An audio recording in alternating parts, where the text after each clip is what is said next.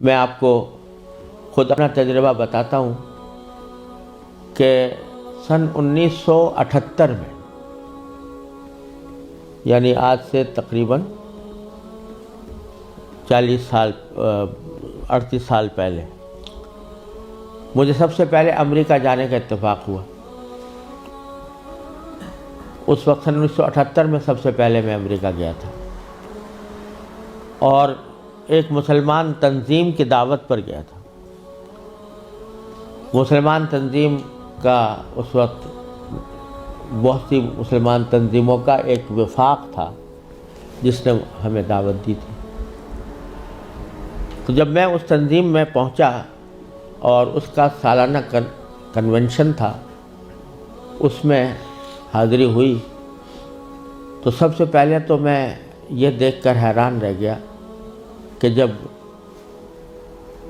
شام کو دعوت کا اہتمام کیا گیا تو اس میں کہیں دور دور حاضرین کے اندر اسلام اور دین کا کوئی شائبہ نظر نہیں آتا تھا۔ خواتین اور نوجوان لڑکیاں وہ مردوں کے ساتھ اور نیم برہنہ لباس میں بیٹھی ہوئی تھی، اور پھر اعلان یہ کیا گیا کہ اگر کسی کو حلال کو کھانا کھانا ہو تو مچھلی استعمال کریں، جس کا مطلب یہ تھا کہ کھانے میں حلال کا بھی کوئی فکر نہیں تھی۔ وہاں بیٹھنا مشکل ہو گیا، ہم لوگ کہیں الگ چلے گئے۔ اس کے بعد معلوم ہوا کہ ایک رقص و سرود کی زبردست محفل منعقد ہوئی۔ ایک بوٹنگ کا پروگرام تھا، اس بوٹنگ کے پروگرام میں سارا جو پروگرام تھا وہ رقص و سرود کی محفل میں گم ہو کر رہ گیا۔ یہ سارے نظارے دیکھنے کے بعد جب مسلمان تنظیم جس نے دعوت دی تھی اس کے سربراہ سے میں نے شکوہ کیا کہ بھائی آپ نے یہ مسلمان تنظیم ہے اور اس میں کہیں دور دور بھی کوئی شائبہ دین کا نظر نہیں آتا، تو آپ کیا کرتے ہیں، کس وجہ سے آپ نے یہ اجتماع منعقد کیا ہے؟ تو وہ لبنانی تھے وہ صاحب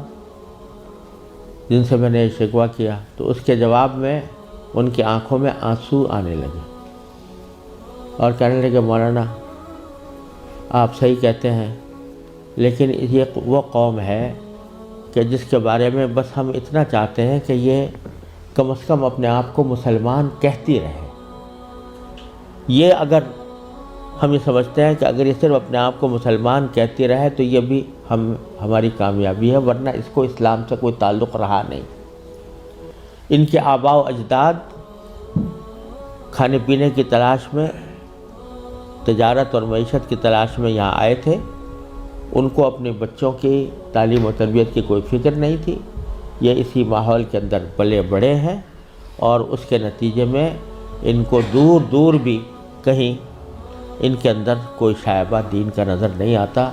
ہمارا کام صرف یہ ہے کہ ان کو اس بات پر جمع کر لیں کہ بھئی تم مسلمان ہو، اپنے آپ کو مسلمان کہتے رہو، ورنہ اسلام کی کوئی چیز ان کے اندر باقی نہیں رہی۔ یہ منظر میں نے سن 1978 میں اپنی آنکھوں سے دیکھا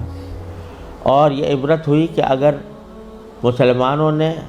اپنے بچوں کو، اپنی نسلوں کو صحیح تعلیم و تربیت دینے کی طرف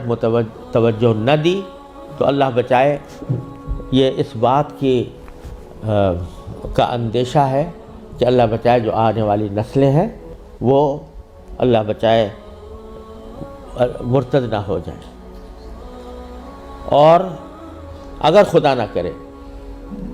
ہماری اس بے توجہی اور غفلت کی وجہ سے ایسا ہوا کہ ہماری نئی نسلیں گمراہ ہوئیں، غلط راستے پر گئیں، تو اس کا وبال ہمارے اوپر ہو، کیونکہ قرآن کریم کا ارشاد یہ ہے کہ یا ایھا الذین آمنوا قوا انفسکم واہلیکم نارا۔ جہنم سے بچانا صرف انسان کے لیے اپنا فرض نہیں ہے کہ وہ خود اپنے آپ کو بچائے، بلکہ اپنے گھر والوں کو بچانا بھی اس کی اپنی ذمہ داری۔ اور یہ بڑے شرم کی بات ہوگی کہ ہمارے آباء و اجداد نے ہمیں اللہ تعالیٰ کے فضل و کرم سے ایمان اور اسلام کی دولت ورثے میں عطا فرمائی، اور ہم اپنی اولاد کو اللہ بچائے غلط راستے کے اوپر ڈالنے کے ذمہ دار بنے۔ اس سے زیادہ شرم کی، اس سے زیادہ نقصان کی کوئی اور بات نہیں ہو سکتی۔ لہٰذا یہ مسئلہ جس اہمیت کے ساتھ توجہ کا محتاج ہے، اللہ تعالیٰ کا بڑا فضل و کرم ہے، اب حالات میں تبدیلی آ رہی ہے، خاص طور سے انگلینڈ میں اور امریکہ میں بھی اب بہت مسلمانوں کو اس طرف توجہ ہوئی ہے، ادارے قائم ہو رہے ہیں، لیکن جس پیمانے پر ضرورت ہے اس پیمانے کی ابھی تک کمی ہے، اور اس کا واحد علاج یہی ہے کہ جس کے دل میں بھی یہ درد ہے وہ دامے، درہمے، قدمے، سخنے، جس طرح بھی ہو سکے وہ ایسے ادارے قائم کرنے کی کوشش کرے، ان اداروں کے ساتھ تعاون کرے، اس میں اپنے بچوں کو بھیجنے کا اہتمام کرے۔